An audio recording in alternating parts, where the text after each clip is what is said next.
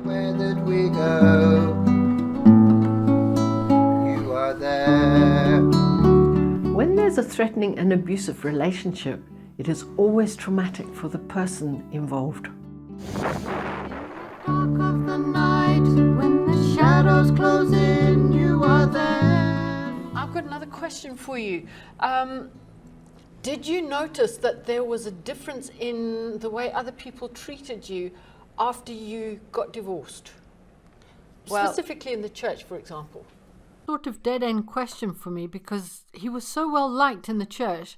He was massively evangelical, and they thought that he was the best thing since sliced bread. He would just talk to anybody. He was so blunt. I think he was a very insensitive character, because there's a bonus to that when you're a bit massively evangelical. I think a thick skin goes down very well, because you don't pick up on people's signs of discomfort. All you want to do is say is what you want to say, if you know what I mean. So they thought he was fabulous. Well, he thought he was fabulous. But in the church, what happened to us, I could no longer go back to my church, because not only had the pastor profoundly let me down, I was gutted by the church letting me down, my marriage breaking down, but I was scared because I didn't want to inflame him in any way. I couldn't say the truth of why I wasn't going. I couldn't say the truth because that would not be a positive thing for me.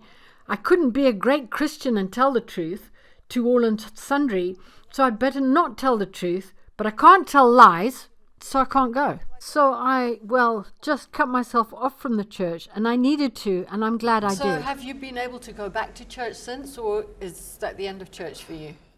I would never ever set foot back in that church again, because I felt so deeply hurt by the pastor. And what stuns me even more than anything is that he knew what was happening, and he sent us to counseling. Another miracle, one of several that happened to me.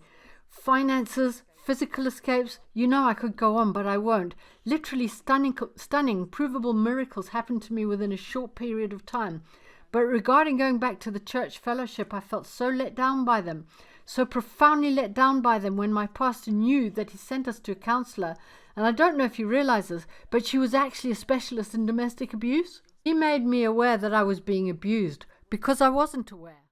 I was trying so hard to be a good Christian and be forgiving and submit. Ha! Tell me about that one. Dual submission, not just one. And I was most stunned of all to know that he, my pastor, recommended that he go to Bible college the following year. That just blows me away. And now he's in his third year. It's not how it might seem, being critical of the church. But what I learned was that God is incredible. He's a deliverer. He gave me security and provided for me in every way, and I was completely vulnerable. People can look at the church and have bad experiences, a multitude of experiences, but God is amazing. So if you've been put off a church, don't blame God. This is people. They're faulty.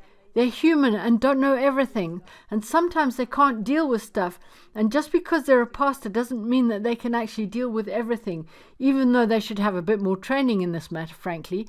But what guts me is that, and I'm still gutted, is that he's in his third year of being a chaplain.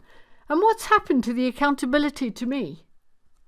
There every day that we live, and everywhere that we go,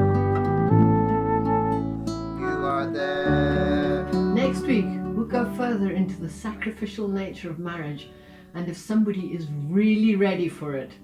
God bless and see you next week. Bye for now. Bye.